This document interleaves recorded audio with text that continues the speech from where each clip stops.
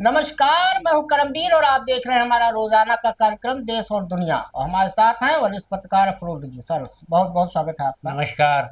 तो शेर कुछ यूं है कि ये कहाँ की दोस्ती है कि बने हैं दोस्त ना से, कोई चरा साज होता, कोई गम गुसार होता। ये मसाइल तसव्वुफ, ये तेरा बयान गालिब, तुझे हम वली समझते जो ना बादा ख्वार होता। वाह वाह। सर, बहुत। इसका अगर हिंदी तर्जुमा किया जाए तो क्या होगा? देखिए, गालिब ने अपने ऊपर ये बात कही है जी। कि हम जो बातें करते हैं हम्म। वो इतनी गहराई से बहुत ऊंची बातें करते हैं कि लोग उसको जो है मतलब अगर सुने हम्म। तो हमें खुदा मान बैठे। हम्म। लेकिन अफसोस कि मैं शराब पीता हूँ हम्म। तो खुद अपने लिए कह रहे हैं कि मैं खुद अपने को हम्म। जो रूहानी बातें जो दर्शन की इतनी बातें करता हम्म। हूँ उसमें इतनी सूफियाना बातें करता हूँ, जी। तो मैं खुद उसमें जो हूँ एक अपने को बड़ा संत या खुदा मानता। लेकिन मैं चूंकि शराब पीता हूँ, अगर शराब न पीता होता जी। तो वाकई में मैं ऐसी बात करने वाला आदमी जो है वो वली बन जाता है। तो एक सर छोटी सी कहानी है। अब किस पे फिट बैठती है आप लोग अपने हिसाब से सोचिएगा। एक राजा साहब थे। तो वो एक दिन सुबह छत पे शाम को टहल रहे थे अपने। जी। तो उन्हें सियार की आवाज सुनी। हम्म। तो अमूमन वो छत पे टहलते नहीं थे शाम को, तो उन्होंने सियार की आवाज उससे पहले नहीं सुनी थी। कौन सा मौसम था? मौसम था, थोड़ा ठंडक का मौसम था। ठंडक। तो उन्होंने मंत्री को अपने बुलाया और कहा, मंत्री ये पता करो, ये किसकी आवाज है, क्यों आवाज आ रही है। इतना मंत्री बड़ा शोर घात क्यों? था, हाँ शोर क्यों है। तो मंत्री था बड़ा घात, तो उसने कहा, महाराज ऐसा है कि ठंडक का मौसम है हम्म। और ये जो सियार होते हैं जंगल हम्म। के, वो भूख रहे हैं, उनको लगी है ठंडक, हम्म। तो वो रो रहे हैं सब। हम्म। तो राजा ने मंत्री से कहा, तो इसका क्या उपाय है? तो हम्म। मंत्री ने कहा, साहब ऐसा है, इन सबको कंबल बंटवाया जाए, हम्म। तो ये ओढ़ेंगे तो ठंडक नहीं लगेगी, तो हुआ हुआ करना बंद कर दे। बंद कर देंगे। हम्म। राजा ने कहा, ठीक है, कल जितने सियार है गिन लो हम्म। और सब सियारों को कंबल बांट दिया जाए। हम्म। दूसरे दिन कंबल का बांटा मतलब वो मंत्री जी ने। फरियाद करना बंद कर देंगे, जो हाँ। ठंडक से परेशान होकर रो हाँ, वो रहे हैं रोएंगे नहीं। वो फिर वो खामोश हो तो जाएंगे। दूसरे दिन फिर राजा साहब को वही आवाजें आई। कंबल बंटवा दिया गया। कंबल बंटवा दिया गया, तुलसी जी फिर ने कंबल बंटवा दिया, उसके बंटवाया, बाद भी फिर दूसरे दिन वही आवाज आवाज आई। सुनाई दी। तो फिर राजा ने मंत्री को बुलाया कि भाई अब काहे ये रो रहे हैं। हम्म। तो उसने मंत्री ने कहा, साहब देखिए, अब ये रो नहीं रहे हैं, ये आपको दुआ दे रहे हैं, शुक्रिया अदा करते और हैं, रोज जब धन्यवाद। आपको ऐसी दुआ देंगे। ओ तो ऐसे अपने हाल है अपने यहाँ का भी। अब किस पे है, किसके बारे में हमने कहा, आप लोग समझ जाइएगा। अब सर, आज वक्त संशोधन कानून वाला जो मामला था सुप्रीम जी कोर्ट में लगा था जी जी। सीजेआई जस्टिस खन्ना की बेंच में। तो अब उसे चूंकि 13 तारीख को रिटायर हो जाएंगे, 14 तारीख को नए जस्टिस गवैया आ जाएंगे, हम्म। सीजेआई हो जाएंगे अगले। हम्म। तो 15 मई के लिए उसको लिस्टेड किया गया है। हम्म। क्या कहेंगे सर? उसमें एक कंट्राडिक्ट भी है कि वक्फ बोर्ड कुछ बता रहा है कि इतनी वक्फ संपत्ति है, हम्म। सरकार जो हम्म। हलफनामा दे रही है उसमें कुछ अलग है। जी हाँ जी हाँ जी। क्या कहेंगे सर? अब देखिए, इसमें जो शुरू में जब सुप्रीम कोर्ट ने सुनवाई शुरू की थी हाँ। तो एसजी साहब जो थे, एसजी यानी हम्म। सॉलिसिटर जनरल हाँ, साहब जो तुषार थे, मेहता जी। तुषार मेहता साहब। हम्म। तो तुषार मेहता जी ने ये सारी बातें कोर्ट को कन्विंस करने की बहुत कोशिश की थी, जी। बहुत कहा। तो जब कोर्ट ने बार बार ये कहा कि जो बात आप कह रहे हैं हम्म। ये वो बात कह रहे हैं हम्म। जो कि मतलब गैर ज़रूरी है, हम्म। जो इसमें हम आपसे सवाल कर रहे हैं उसको बताइए कि हम्म। आप जिस कमेटी में हम्म। लोगों को लाना चाह रहे हैं जी। गैर मुस्लिम को, तो क्या सही रहेगा? क्या ऐसा तो परंपरा रही है कि राम मंदिर कमेटी या उसमें जैसी रही है जो भी हिंदू समितियां, उसमें मुसलमानों को रखा गया? खैर बहरहाल वो चूंकि वाकया था वहां पर, तो उस वक्त वो कन्विंस नहीं, उन्होंने समय मांग लिया था। मेरा कहने का हाँ, मतलब है एफिडेविट दिया बाद में कि उसमें 1,000 उन्होंने कहा पन्ने कि का। हाँ समय समय दे दिया जी। जाए हमें, अब फिर इसको अगली बार में, क्योंकि वो तो जजमेंट देने जा रहे थे, उन्होंने 3 पॉइंट का सुना भी दिया था हम्म। अंतरिम और जजमेंट। उसे अब भी लागू रखा गया है, तुषार और मेहता हाँ, ने वो आज भी अभी कहा है कंटिन्यू कर रहा है। कंटिन्यू करेगा 15 तो तक। जस्टिस संजीव खन्ना साहब ने जो दिया था जी। उस वक्त की, अगर आप नहीं है तो मैं 3 बातों पर जो है मैं नतीजे पर पहुंचूंगी, 3 बातें इसमें होनी हम्म। चाहिए। हम्म। और 3 बातें क्या थी वो आप सभी को मालूम है कि हम्म। डिस्ट्रिक्ट मजिस्ट्रेट कोई हाँ, वो पावर तो नहीं हम लोग होगा। डिस्कस कई बार कर चुके हाँ, हैं। तो सभी को मालूम है, तो वो अभी कांड को यथास्थिति बनी हुई है उसकी। आज जो पेश हुआ है, तो हम्म। आज भी जो इन्होंने एफिडेविट दिया है हम्म।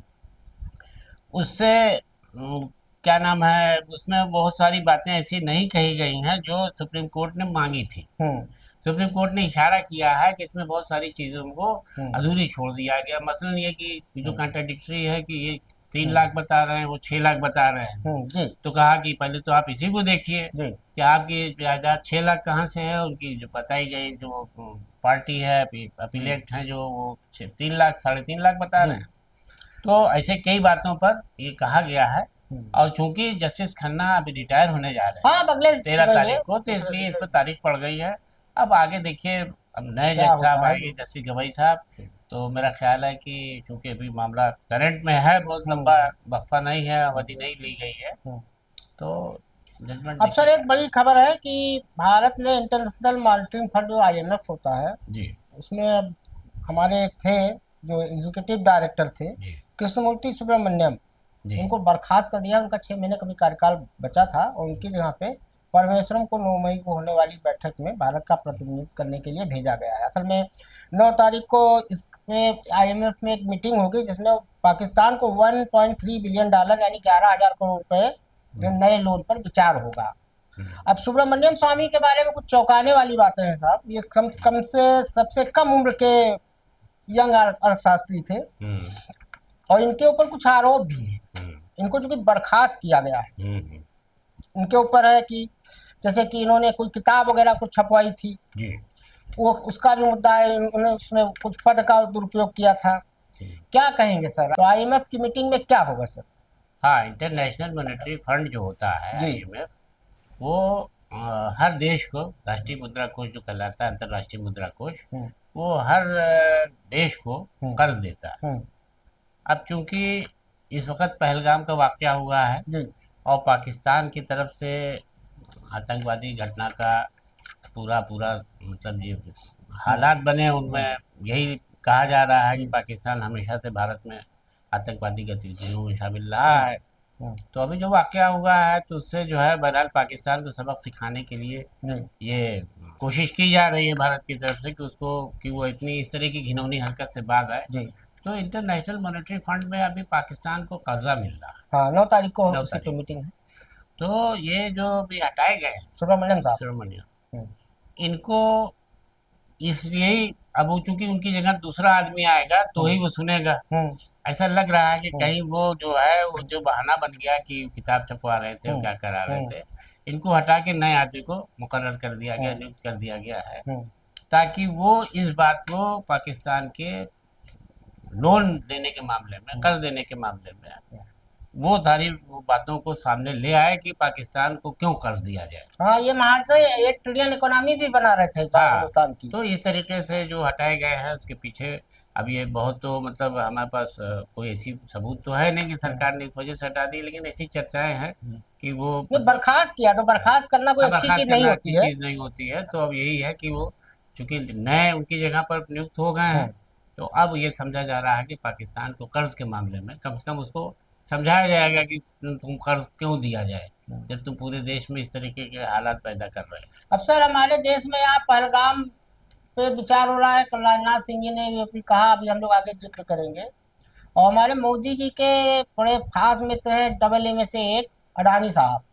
अब उनकी टीम भाग के मोदी के जो दूसरे मित्र हैं ट्रम्प साहब, हम्म उनसे मिली है। हम्म और वो रिश्वतखोरी वाला जो उनके भतीजे पर मामला चल रहा है, हम्म उनके ऊपर खुद चल रहा है। हम्म और हिंडनबर्ग की रिपोर्ट भी सच साबित हुई बाद में। हम्म तो उसकी मांडवली करने गए कि आउट ऑफ कोर्ट सेटलमेंट कर लिया जाए। क्या कहेंगे सर, यहाँ देश में इतना बड़ा हाहाकार मचा है और अडानी जी अपनी अब देखिए, कहीं ना उसमें लगे कहीं, हैं। कहीं ना कहीं से तो इन लोगों को, अडानी ग्रुप के लोगों को, समूह के लोगों को ऐसी ताकत मिली हुई है हाँ, $750 मिलियन कि के बॉन्ड है। अमेरिका के इतने ताकतवर देश के हम्म लोगों से उनकी ऐसी बात है कि वो मुजरिम है, हम्म उनके खिलाफ एफआईआर है, उनके खिलाफ मुकदमा चल रहा जी है भ्रष्टाचार का, रिश्वत लेने का मामला, प्रोजेक्ट में बिजली ऊर्जा देने की जी ठेके देने के मामले में इनके खिलाफ एफआईआर है, मुकदमा चल रहा है। जी अब ये वहां जाके उसको सेट कर रहे हैं और सारी बात से नकार रहे हैं। हाँ तो अब ये देखिए कि इसमें जो है मतलब किस तरीके से वो अपनी बात कर रहे हैं, वो क्यों सुन रहे हैं इनकी बात, मुकदमा भी चल रहा है, सुन भी रहे हैं। तो हमें तो इसमें पूरा संदेहास्पद मामला लग रहा है। नहीं, इस वो मामले को ट्रम्प कहीं सन की भी हो सकता है कर दे, उसके कोई भरोसा नहीं हाँ। किया जा सकता है। अब सर कल राजनाथ सिंह जी हमारे देश के रक्षा मंत्री हैं, हम्म, वो एक नई दिल्ली में एक प्रोग्राम था, हम्म, शाम को सनातन संस्कृति जागरण महोत्सव, हम्म, उसमें गए थे। हम्म, तो उन्होंने बिना नाम लिए कहा, हम्म, पाकिस्तान का नाम लिए बिना कहा कि मुंह तोड़ जवाब देंगे और जैसा चाहते हैं वैसा होगा। फिर उसके बाद लोगों ने तालियां बजाई। हम्म, तालियां बजाई तो जो राजनाथ सिंह जी ने कहा वो मेरी समझ में नहीं आया, समझ से परे है। आप बताएं क्या कहा उन्होंने, क्यों कहा? उन्होंने कहा कि आप सभी हमारे प्रधानमंत्री नरेंद्र मोदी को अच्छी तरह जानते हैं, उनकी कार्यशैली से भी अच्छी तरह परिचित है, उनकी दृढ़ता से भी आप अच्छी तरह परिचित है। उसके बाद उन्होंने लपेटा कहा मोदी जी को, वो लाइन सुनिए राजनाथ सिंह जी को। राजनाथ जी बहुत खतरनाक व्यक्ति है राजनीति में, खतरनाक मतलब वो नहीं, ये अरे वही मतलब राजनाथ सिंह जी हैं जिन्होंने कांग्रेस तोड़वा दी थी, बसपा तोड़वा दी थी जब मुख्यमंत्री बने थे, लोकतांत्रिक कांग्रेस बनवा दी थी, जगदम्बिका पाल जी उसी में थे, 2-3 घंटे के मुख्यमंत्री बने मुख्यमंत्री थे। बन गए थे। आज जगदीप पाल बीजेपी में है। हाँ, अब देखिए लपेटा का हमने मोदी जी को कैसे घेरा कि सब सारा मत्थे पड़े मोदी जी के। उन्होंने आगे कहा कि जोखिम उठाने का भाव उन्होंने किस तरीके से सीखा है अपनी जिंदगी में, उससे भी आप अच्छी तरह से समझते हैं। किसके बारे में कह रहे हैं? मोदी जी के बारे में।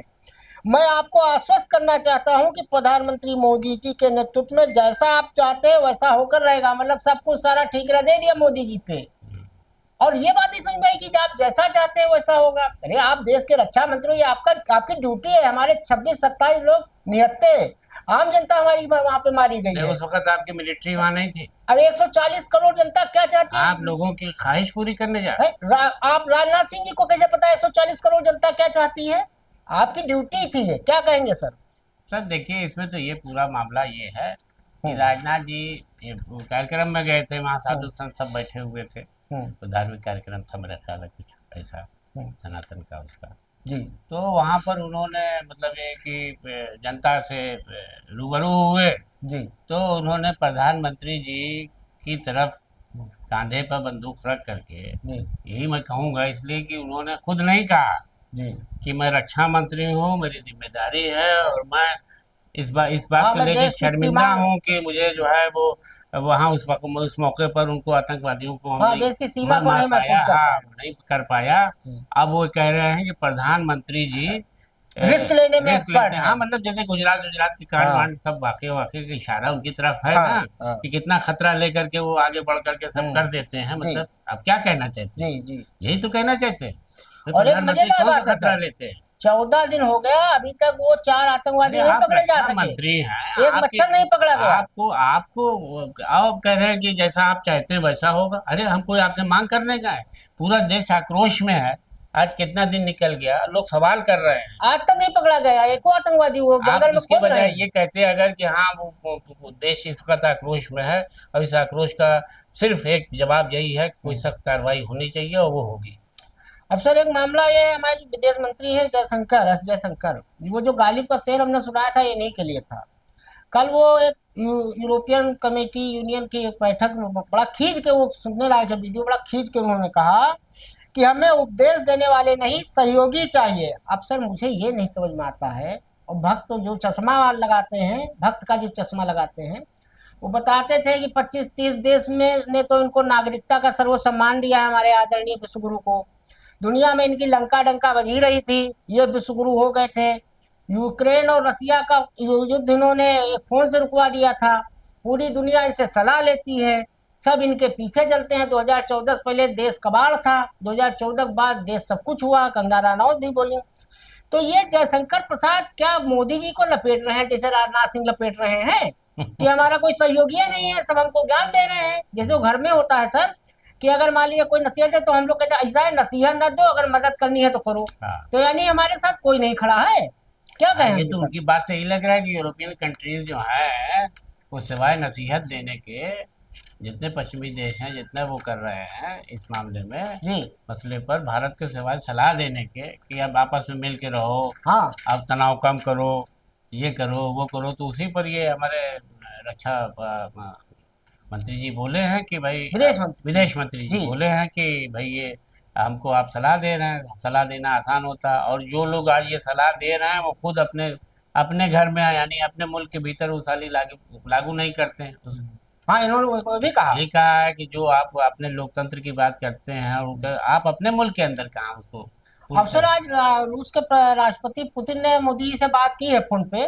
और उधर पाकिस्तान में टर्की का युद्धपोत आ गया है, वो हम्म, समुद्र में खड़ा है। हम्म, अब एक मजेदार मामला हुआ है सर। हम्म, जैसे वन नेशन वन इलेक्शन का मामला उठ चल रहा है, हम्म। वैसे वन नेशन वन टैक्स। और है किस पे? मजेदार बात सुनिए। शराब के जो व्यवसायी हैं, जो शराब बनाते हैं, लिकर वाले, उनका कहना है कि गोवा में 100 रुपए में, तो कर्नाटक में 305 रुपए में मिल रही है शराब। तो भाई वन नेशन वन इलेक्शन की तरह वन नेशन वन टैक्स शराब पे कर दो, वन जीएसटी लगा दारू दो, वन टैक्स। वन दारू वन टैक्स। तो हमें लग रहा है सर, ऐसे अगर मांग होने लगेगी तो कहीं लोग कहेंगे one husband one wife, one family one children. ये क्या मजाक चल रहा है देश में भी? ये दारू को लेकर नई समस्या और शुरू हो देखिए गई है। प्रधानमंत्री जी ने इसको जोर दे करके कहा कि वन नेशन वन इलेक्शन। जी तो अब लोग मतलब उससे जो है सीख लेते हैं जी। कि भाई जब हमारे प्रधानमंत्री जी कह रहे हैं कि एक देश हो एक चुनाव, हाँ तो अब अलग अलग राज्यों में जो जिस तरीके से टैक्स लगा करके शराब महंगी मिल रही है हाँ, कि गोवा में इतनी सस्ती है 100 रुपए में है। 100 रुपए की है, और कुछ कुछ तो दुकानों पर लॉटरी की टाइप का है कि एक लो तो तीन फ्री, तीन फ्री, तो बार बार में हाँ, वो जितना लो। दिल्ली में था, हाँ, मैं बंद भी हो पढ़ गया, रहा उसी में था कहीं। केजरीवाल जेल हुआ है। हाँ, अभी कई ऐसे फिल्म स्टार हैं उनका बारे में भी पढ़ रहा था मैं कि वो अपना बार बार चलवा रहे हैं, तो वहाँ पर नाम मैं नहीं लूंगा कि वो जितना ज़्यादा खरीदो उतना ज़्यादा सस्ती। लेकिन यही है कि अन्य राज्यों में जैसे 100 रुपए की बोतल अगर वहाँ पर है तो दूसरे गोवा में तो पता चला महाराष्ट्र में 305 रुपए की है और यूपी में लेकिन 250 ये की तो है। मानना पड़ेगा सर, इन्होंने खोजा तो आइडिया बहुत बढ़िया हाँ, शराब के लिए। ये तो कहा। अगर वो ये मांग कर रहे हैं तो नहीं सही बात। अब वैसे हम तो समझते हैं कि शराब की ही तो वो बात है, खैर हाँ, हर चीज़ में ये बात होना चाहिए कि पता चला यहाँ पेट्रोल की कीमत कुछ है, वहाँ पेट्रोल की कीमत कुछ हाँ, है। शराब और पेट्रोल यही दो जीएसटी से हाँ, बचे हैं। यहाँ गैस की कीमत कुछ है, वहाँ गैस की कीमत कुछ है, यहाँ डीजल कोई व्यवहार, वहाँ डीजल कोई। तो एक रूपता तो होना चाहिए। वन नेशन वन टैक्स की बात जिसने उठाई सही उठाई। सही उठाई है, और होना भी चाहिए। शराबियों बिल्कुल के लिए बिल्कुल। भी कुछ हित में काम होना चाहिए। ये क्या बात हुई? मैं शराब की बात तो नहीं करूंगा, नहीं, मैं उसकी मतलब बात वकालत करें करूंगा, अगर, लेकिन तो टैक्स सर की बात है। सबसे ज्यादा टैक्स शराब पीने वाला आदमी देता है, सबसे ज्यादा ताने शराब पीने वाला सुनता है। और वो देश के विकास में सबसे बड़ा योगदान उसका होता है। आधी सड़क जो बनती है, आधी सड़क तो शराबी की होती है, उसको चाहिए पैर फैला के चले। इतना टैक्स वो देता है देश के और विकास जो के लिए। गाना है, मुझे दुनिया वालों शराबी ना समझो, हाँ, मैं पीता नहीं हूँ पिलाई गई, यानी पिलाई गई। सरकार बेच रही है। आदमी बात है, वो वैधानिक चीज है तब आदमी उसका उपयोग कर और रहा है। मजेदार बात यह है कि सरकार ही शराब का ठेका उठवाती है और शराब का निषेध का भी कार्यक्रम चलाती है। नहीं, वो तो खाली कागज में होता है, उसका अगर आप दफ्तर देखाइए तो उनके यहाँ पंखा जो मद्य है। निषेध हाँ, मद्य बकायदा निषेध। डिपार्टमेंट चल रहा है। और दोनों विभाग एक ही आदमी अब मंत्री के पास होता है, हाँ, आबकारी और मद्य निषेध का मंत्री बताइए एक ही ये होता कह है। रहा है कि शराब बनाओ बेचो, ज्यादा ज्यादा ठेका उठे, ज्यादा ज्यादा गांव तक पहुंचे। हाँ, अब पूछो ये क्यों कर रहे हैं आप? कहते हैं भाई लोगों तक सही सच्ची जो है पी के मरे ना, नकली पी के मरे ना। सबसे ज्यादा उत्तर प्रदेश में रेवेन्यू जो होता है नंबर 1 पे हाँ। आबकारी विभाग देता है। हम्म। और अगर आप मद्य निषेध की बात कर रहे थे तो नहीं, उनके, नंबर 1 पर सेल टैक्स है, फिर आबकारी है, अब आप एक्साइज। अगर मद्य निषेध की बात करेंगे तो उनके ऑफिस में आप चले जाइए सर, तो धरती जो अपने अक्ष पे घूमती है उससे भी धीरे उनका पंखा चलता है। और कुर्सी उनकी ऐसी होती है कि अगर 2 डिग्री तीव्रता का भी भूकंप आ जाए तो कुर्सी 4 खाने गिरेगी। उन बेचारों की हालत ये है मद्य निषेध वालों की। हाँ, वो अपने ऑफिस के अगल बगल रंगा पुता देते हैं गांधी जी का कि नशा से दूर रहो, नाश करेगी। उनको जो है, मैं एक बार मैं रिपोर्टिंग के लिए गया था जी कहीं लखनऊ मुख्यालय में, हाँ, स्टेट के मुख्यालय उत्तर प्रदेश की बात बता रहा जी हूँ। जवाहर भवन के 2 नंबर पर एक ऑफिस था, तो मद्य निषेध विभाग लिखा था, हाँ, तो मैं इत्तेफाक से चला गया वहाँ। वहाँ मिला तो कोई बजट नहीं, कुछ नहीं, वो रोने लगते हैं। लेकिन साहब 5,000 रुपया कितना मिलता है? क्या कहने हम लोग बस गाँव, आप कहने आपकी ड्यूटी क्या है? हाँ, कहने हम गाँव गाँव जाके ये फिल्म दिखाते हैं हाँ, कि शराब पीने वाले की जिंदगी क्या होता है, मर जाता है, उसका परिवार भूखों दर दर भीख मांगता है, इसलिए शराब ना पियो। हाँ, तो इसमें उन्होंने राजेश खन्ना की फिल्म आई थी दुश्मन, हाँ, उसमें वो शराबी थे, जी वो एक्सीडेंट हो जाता है, जी उनको जी, वो सजा हो जाती है। क्या तो कहीं हम लोग वही दुश्मन पिक्चर जो है दिखाते हैं दिखाते नहीं। रहते हैं घूम घूम के। अरे वो रोने लगते हैं। हम तो एक बार गए थे सर, यही पे गोखले मार्ग पे है, हम्म। वो ऑफिस का दरवाजा देख लीजिए तो टूट चुका है, वो उसी से आपको समझ में आ जाएगा। खत लिफाफा देख के मतलब मजमून कितना भाग मद्य दीजिए। निषेध का काम होता है, ये विभाग में आप घुसते ही अंदाजा वो कर। रोने लगते, कहते हैं, भैया हमारी हाँ, कोई दरखास्त पहुंचवा दो, तनख्वाह नहीं मिली 6 महीने हाँ, से। बिल्कुल बिल्कुल। आप सर एक बड़ा मन में हमारे कौनता है, पता नहीं भक्तों के कौनता है कि नहीं। मालदीव के राष्ट्रपति हैं मुज्जू साहब। हम्म, तो मुज्जू साहब अभी 2023 में ही भी चुनाव अभियान के दौरान भारत के साथ संप्रभुता के खतरे को लेकर उन्होंने एक मामला उठाया था, इसमें हाँ आर्मी हाँ हाँ को वापस करने की बात कही हाँ थी। हाँ हाँ, तो मुज्जू साहब ने विश्व प्रेस स्वतंत्रता दिवस था हम्म, शनिवार को, हम्म। तो उन्होंने 15 घंटे की प्रेस कॉन्फ्रेंस की, 15 रिकॉर्ड तोड़। तो इससे इतनी पहले देर कितने पत्रकार बैठे? पत्रकार सब बैठे थे, उसके अलावा आम जनता के भी सवालों को उन्होंने लिया। अच्छा और उससे पहले 14 घंटे का प्रेस कॉन्फ्रेंस करने का रिकॉर्ड यूक्रेन के राष्ट्रपति जेलेस्की साहब के पास था। अच्छा अच्छा। अब सर मेरे दिमाग में कल से ये रात से मेरे कीड़ा कुलबुला रहा है, जो हमारे विश्वगुरु हैं महामानव हम्म, मोदी जी, हम्म, वो तो 11 साल में आज तक कोई प्रेस कॉन्फ्रेंस किए नहीं, देश में नहीं किए। एक जगह फंसे थे, एक गलती उन्होंने की थी, अमेरिका गए थे हम्म, और वहां एक प्रेस कॉन्फ्रेंस कर ली थी। उसमें एक मोहतरमा ने उनसे पूछ लिया था, तब उन्होंने बड़ा लंबा चौड़ा ज्ञान दिया था, हमारे देश में एकता है, धार्मिक स्वतंत्रता है। वही एक गलती जिंदगी 11 साल में उन्होंने की, एक गलती।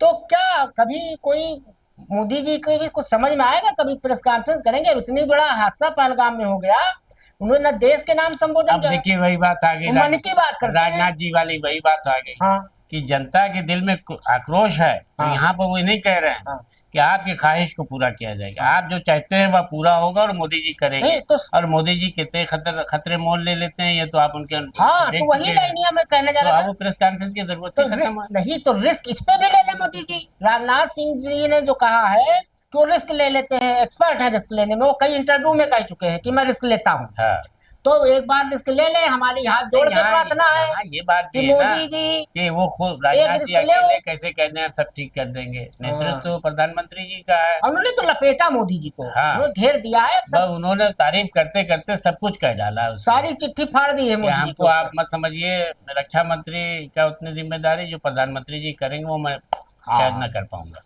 तो आज के लिए इतना ही, लेकिन आप लोगों से भी अनुरोध है कि आप लोग भी मोदी जी को एक एक लाइन ट्वीट कीजिए या उनको चिट्ठी लिखिए, जो जैसे बन पड़े, अपने आक्रोश से कि अवगत एक करें। प्रेस कॉन्फ्रेंस मोदी जी, पहलगाम हमले के बाद इसकी वजह, जिम्मेदार कौन है और क्या कार्रवाई अभी अरे तक हुई एक है सेशन और क्या बुलाने को होगी। कहा गया कि विशेष सत्र बुला लीजिए, वही कर लीजिए। तो एक प्रेस कॉन्फ्रेंस कर दें मोदी जी और एक विशेष सत्र बना लें, देश पे बहुत बड़ा एहसान होगा। काम एक मोदी जी कर दें, मैं उनका जीवन भर मुरीद हो जाऊंगा। 56 इंची को मैं 66 इंची मानूंगा। क्योंकि 26 लोगों की मौत उठाएगा न जाए भाई, इस पर तो पूरी जनता नाराज बैठी है कि आगे आए और हाँ मान के सर, वो चलिए। न सेना न वहाँ पर सुरक्षा ये न भी कुछ। तो सर वो तो आपने लेफ्टिनेंट, सुरक्षा चूक माना भी, तब भी अभी तक कुछ नहीं हो कुछ पाया। नहीं। वो आप कश्मीर में रैना साहब, पूर्व भाजपा अध्यक्ष, जो कश्मीर के थे, वो लिए आर्मी वालों को बर्फ में मौज मौज तो कर रहे हैं, खेल रहे हैं, वीडियो आ रहा है। तो इतनी बातें इस वक्त आ चुकी हैं कि कौन डीआईजी साहब है, जब वो से हमले होते हैं वही पोस्ट रहते हैं वहाँ हाँ, पर। वही पुलवामा में थे, वही पहलगाम में थे। और एक वो सर, वो लेफ्टिनेंट था